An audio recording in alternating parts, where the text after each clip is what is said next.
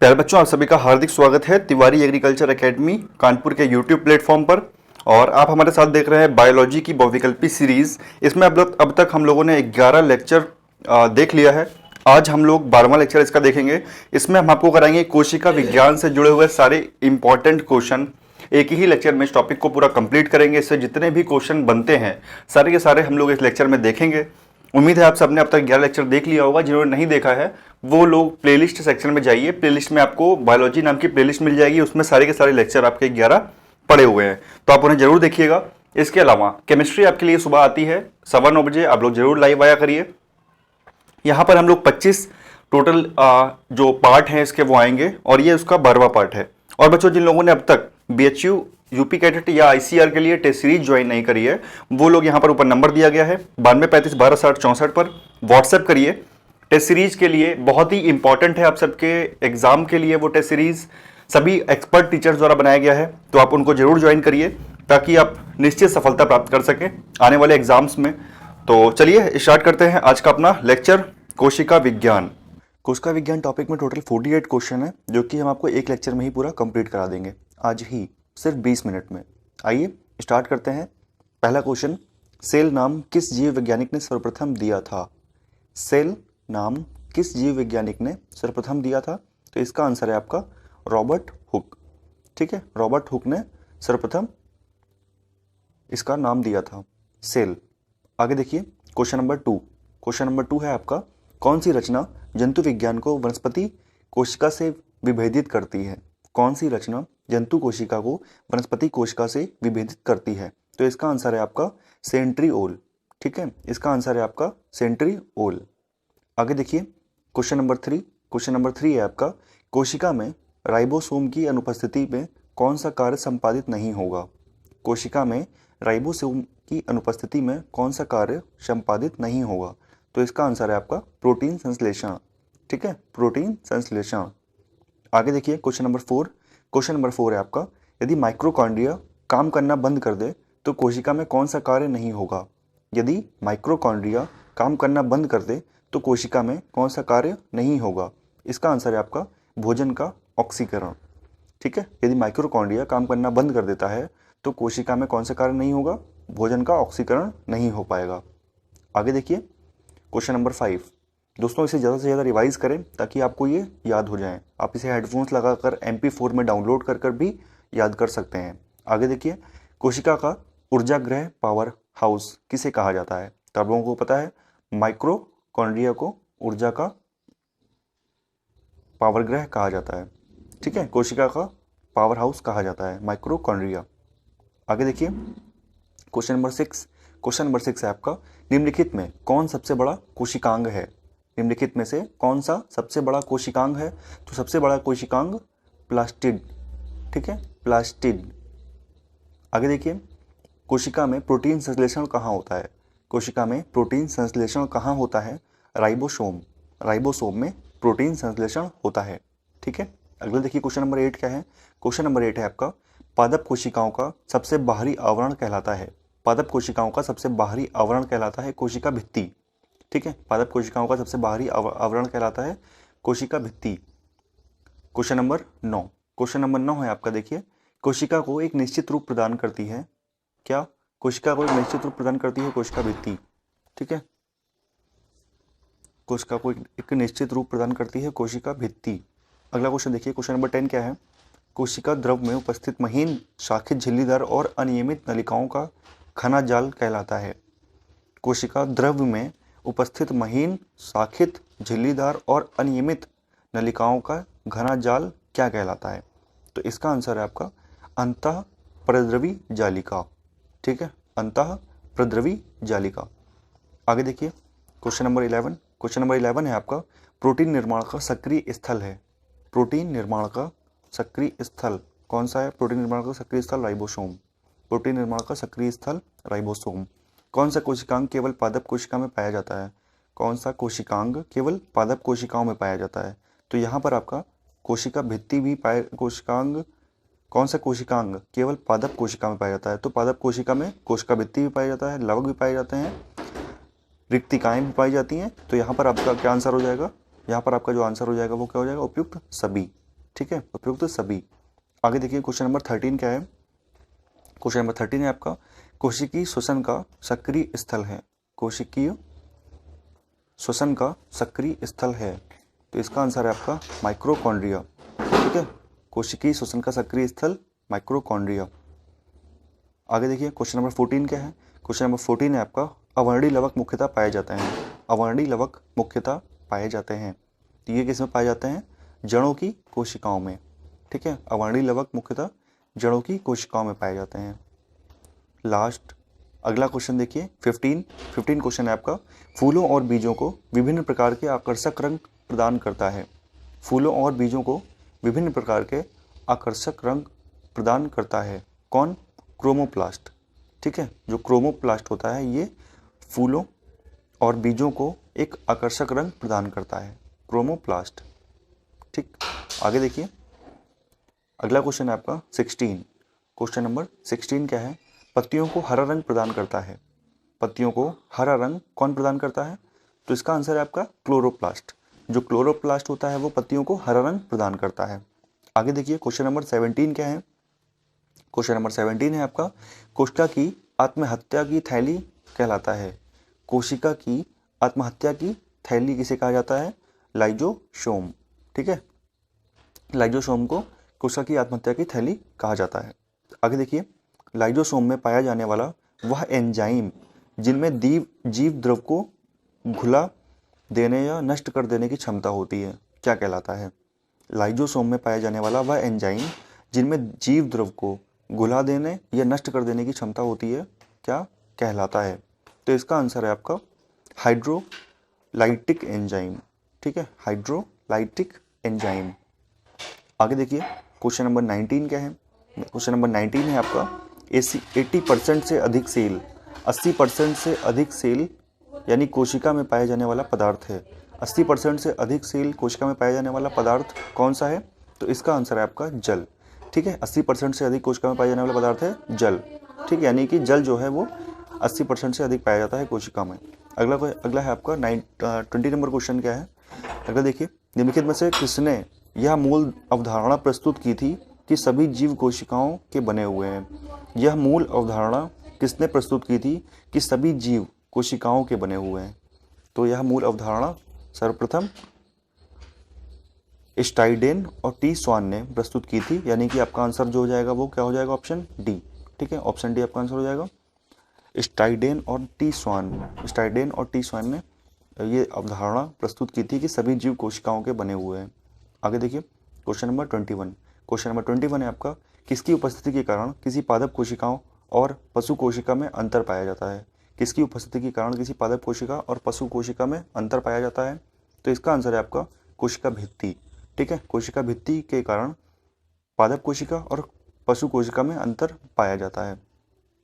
ठीक है, आगे देखिए अगला है आपका क्वेश्चन 22। गोल्जी काय का प्रमुख कार्य क्या है? गोल्जी काय का प्रमुख कार्य क्या है? तो इसका आंसर है आपका श्रावी। ठीक है, इसका आंसर है आपका श्रावी। अगला देखिए क्वेश्चन सारे आए हुए हैं एसएससी 2003 में, आरबी में आया हुआ है, आईएएस में आया हुआ है। तो ये सारी लूसेंट बुक ही इतनी इंपॉर्टेंट है कि सभी एग्जाम्स में इससे क्वेश्चन बनते हैं। ठीक है, अच्छे से इन्हें करिए आप। अगला क्वेश्चन देखिए 24 क्वेश्चन क्या है, 23 क्वेश्चन देखिए क्या है। निम्नलिखित में से कौन सा कोशिकांग डीएनए रखता है? कौन सा कोशिकांग डीएनए रखता है? इसका आंसर है आपका सेंट्रियोल। ठीक है, सेंट्रियोल जो है वो डीएनए। तो 24 क्वेश्चन देखिए 24 क्या है आपका कौन सा कोशिकांग प्रोटीन संश्लेषण में प्रमुख भूमिका निभाता है? प्रोटीन के संश्लेषण में प्रमुख भूमिका निभाता है, ये पूछा है। तो इसका आंसर है आपका एंडोप्लाज्मिक रेटिकुलम एवं राइबोसोम। ठीक है, एंडोप्लाज्मिक रेटिकुलम एवं राइबोसोम।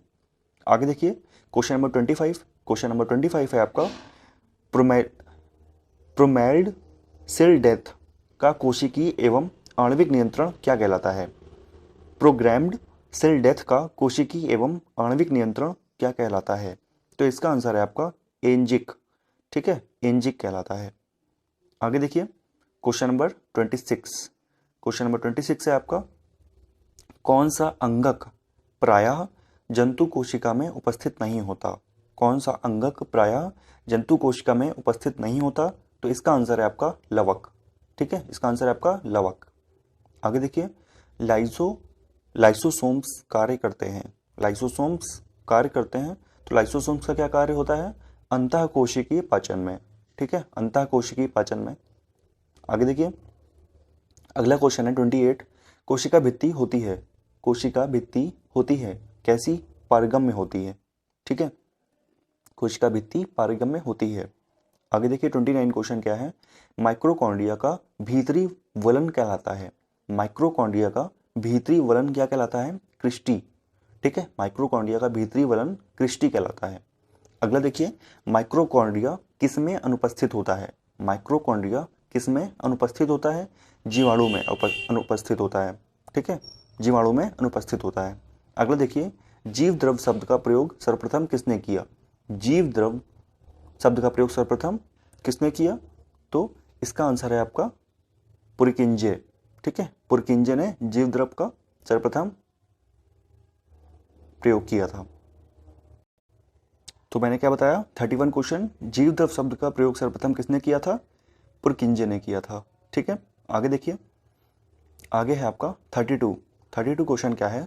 जीव द्रव जीवन का भौतिक आधार है, यह किसका कथन है? जीव द्रव जीवन का भौतिक आधार है, यह किसने कहा?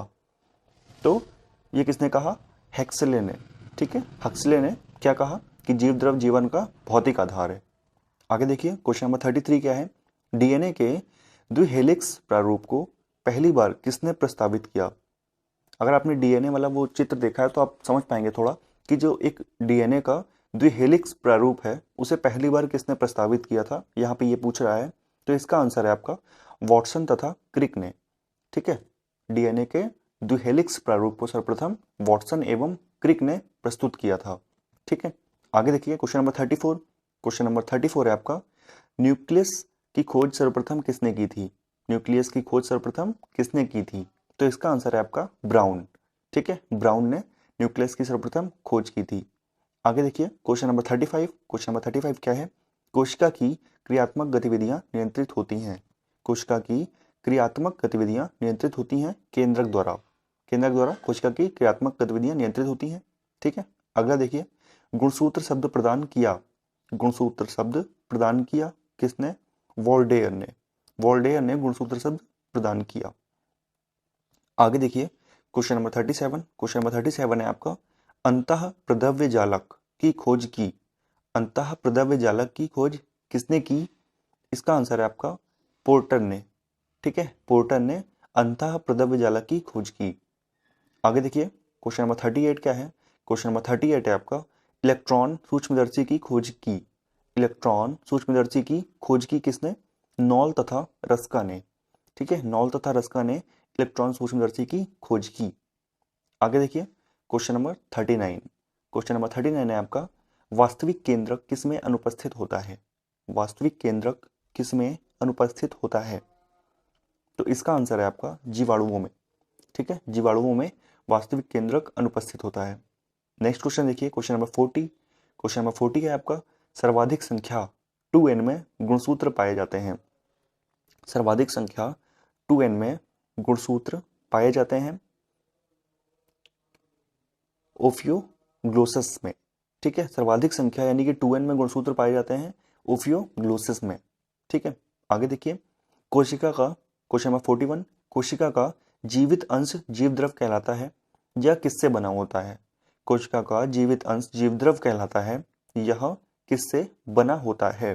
तो इसका आंसर है आपका यह कोशिका द्रव्य, केंद्रक द्रव्य और अन्य कोशिकांग से बना होता है। ठीक है, यह कोशिका द्रव्य, केंद्रक द्रव्य और अन्य कोशिकांग से बना होता है। आगे देखिए क्वेश्चन नंबर 42। क्वेश्चन नंबर 42 है आपका, कोशिकीय व आणविक जीव विज्ञान केंद्र कहाँ स्थित है? कोशिकीय व आणविक जीव विज्ञान केंद्र कहाँ पर स्थित है? तो इसका आंसर है आपका हैदराबाद। ठीक है, हैदराबाद में कोशिकीय व आणविक जीव विज्ञान केंद्र उपस्थित है। आगे देखिए क्वेश्चन नंबर 43, निम्नलिखित में सबसे छोटी कोशिका है। निम्नलिखित में से सबसे छोटी कोशिका जो है वो है आपकी माइकोप्लाज्मा। ठीक है, माइकोप्लाज्मा सबसे छोटी कोशिका है। आगे देखिए क्वेश्चन नंबर 44 क्या है? कोशिका के बारे में निम्नलिखित में से कौन सा सही नहीं है, कौन सा सही नहीं है। तो देखिए इसमें पढ़ना पड़ेगा सारे ऑप्शन क्या कह रहे हैं 44 क्वेश्चन को। पहला है आपका कोशिकाओं के आकार और अमाप विशिष्ट कार्य से संबंधित होते हैं, सही है। कुछ कोशिकाओं के बदले आकार होते हैं, कुछ कोशिकाओं के बदलते आकार होते हैं, सही है। सी ऑप्शन है आपका प्रत्येक कोशिका में निष्पादन की अपनी क्षमता होती है, सही है। लास्ट ऑप्शन है आपका सभी देह ऊतकों में एक ही प्रकार की कोशिकाएं विद्यमान है, नहीं, ये ऑप्शन आपका यहाँ पर जो चौथा है ये ऑप्शन गलत है, ठीक है, ये ऑप्शन आपका गलत है, सब में अलग अलग कोशिकाएं विद्यमान होती हैं। आगे देखिए क्वेश्चन नंबर 45। क्वेश्चन नंबर 45 क्या है, क्वेश्चन 45 है आपका निम्नलिखित कोशिका अंगकों में कौन सा एक अर्धपारगम्य है। निम्नलिखित कोशिका अंगकों में कौन सा एक अर्धपारगम्य है, तो इसका आंसर है आपका कोशिका झिल्ली, ठीक है, कोशिका झिल्ली। आगे देखिए क्वेश्चन नंबर 46। क्वेश्चन नंबर 46 है आपका निम्नलिखित कोशिकाओं में से कौन सा एक पौधों की कोशिका भित्ति का एक संरचनात्मक घटक है। निम्नलिखित कोशिकाओं में से कौन सा एक पौधों की कोशिका भित्ति का एक संरचनात्मक घटक है, तो ये इसका आंसर है आपका मैग्नीज, ठीक है, इसका आंसर है आपका मैग्नीज। आगे देखिए क्वेश्चन नंबर आगे है आपका 47। इसमें क्या कह रहा है न्यूक्लियस के बाहर डीएनए कहाँ मिलता है। न्यूक्लियस के बाहर डीएनए माइक्रोकॉन्ड्रिया में मिलता है, ठीक है, माइक्रोकॉन्ड्रिया में मिलता है।